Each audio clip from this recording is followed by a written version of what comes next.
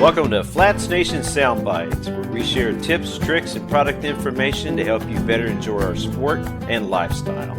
And a big shout out to Brother Dave Fader for the awesome music. You can check out more of Dave's phenomenal work on davidfader.com.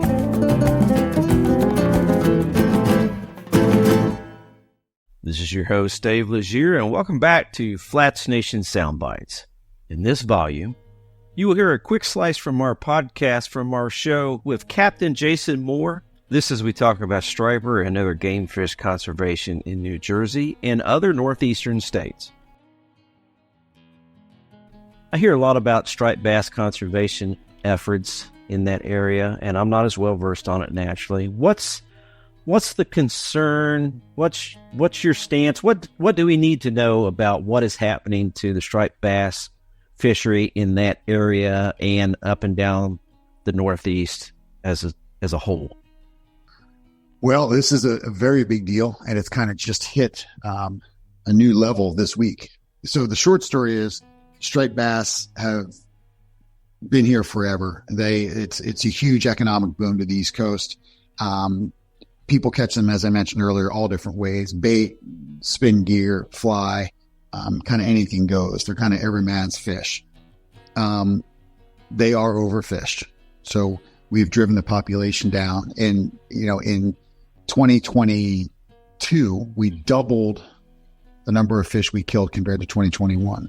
Wow. So the math on that shakes out to an additional 1.7 million more fish were killed in 2022 than 2021. So that's a lot of fish. That is right? A lot of fish. Now, is that just recreation or is that commercial? How does that mathematically break out so that we know who's capitalizing the most on this resource? Generally speaking, we ignore the commercial because the commercial is a much smaller number compared to fish caught and fish killed. We know that the majority of fish that are killed are coming from the recreational anglers, coming from, even the catch and release part because of poor handling practices. Sure. So this all factors in. So commercials, a small amount, right? And then the rec angler are the ones that are taking the most. And then even some of the catch and release, that equates to roughly 10% of total deaths is coming from those that are released due to poor handling.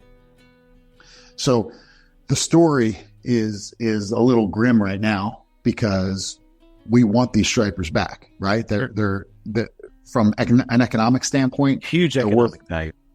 $1.5 billion a year just in New Jersey. And that factors in to over 20,000 jobs directly related to it. And that's guides, that's boat fuel, tackle shops, restaurant, all the things. And so we know they're overfished. We know there's a problem. And the issue in New Jersey is there's a long history of a lot of people saying, I want to eat them. And they're killing them. And they're not doing a good job in the conservation corridor.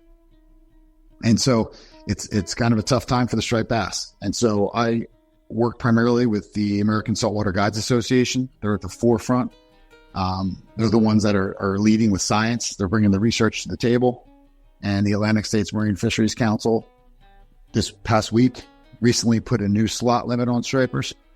It used to be 27 to 38 inches. You could take one within that slot. Now it's 27 to 31. It's a much smaller slot in the hopes of trying to rebuild the stock. Because the one thing people don't realize is that the striped bass don't breed the same every year. Okay, so it's not like they just reproduce and we're just killing more of them. It's worse than that. We're killing more of them, but the fish that we're killing are coming from both 2015 and 2017 class. Since 2017, there's been very sporadic and not very strong breeding. So if you wipe out these big fish now, there isn't big ones to follow them up. Right, there's no nursery. You're done. Right. And so that's where we are now. And so it's really boiling down very quickly. And I have these conversations almost on a daily basis with everyone from family members to friends to colleagues. But it's coming down very quickly to this conversation of you're either for fishing for striped bass or you're against it. And if you're killing them, you are against it because they're going to go away. And that's what it is. Jason, I know there's a lot of states, or let me rephrase that, there's a lot of fish that the design intent on the slot is for if there's going to be any harvest, that you're harvesting the males. Mm-hmm. That a lot of fish go through, they're hermaphrodites that go through a sex change where the smaller ones are males, and then once they get to a certain length, they change over to females. I know redfish and snook that they do that. Tarpon, generally anything over 100 pounds is a female. Do you have that same dynamic with striped bass, and is that what they're trying to do by tightening up this slot limit, or they're just doing this based on age? They're doing it based on age, and they're kind of and they are trying to limit the taking of the breeding females. Okay. Right. So some people say that 30% of striped bass, and this is just a soft number, but spawn first as males. Then after the female bass will become males, and they change. So there is some of that changing going on. But the goal of the slot limit is to simply preserve the breeding females. Understandable.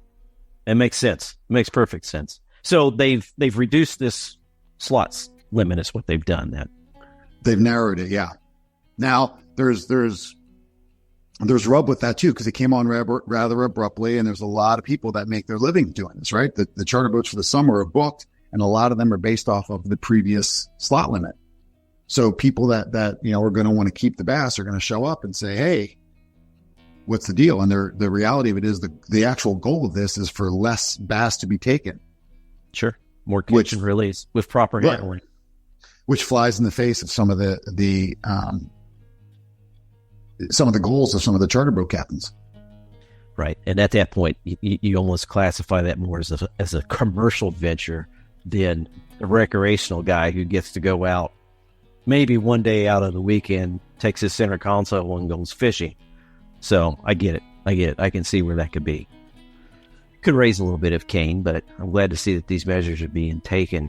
What about the other species in that area?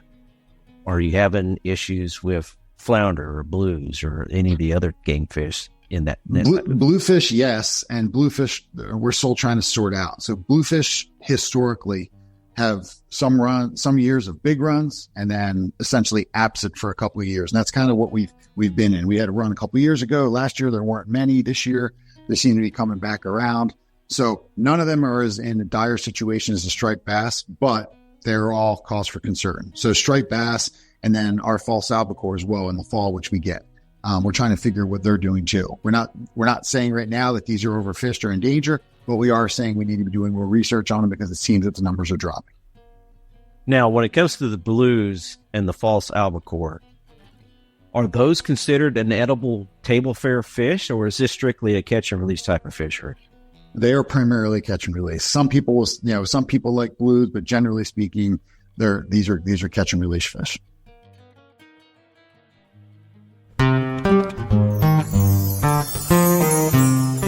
We hope you enjoyed our show today. Flats Nation is your answer for reviewing your products and services related to flats and inshore fishing, but that's not all. Flats Nation is the perfect place to advertise your products or services that connect to our passion. Do you have a product for a tow vehicle? How about a new lure?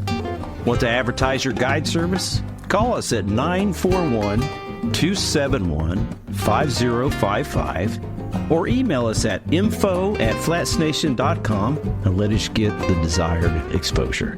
And now, here's the rest of Dave's awesome tune to run the skiff back home with. Tight lines and God bless.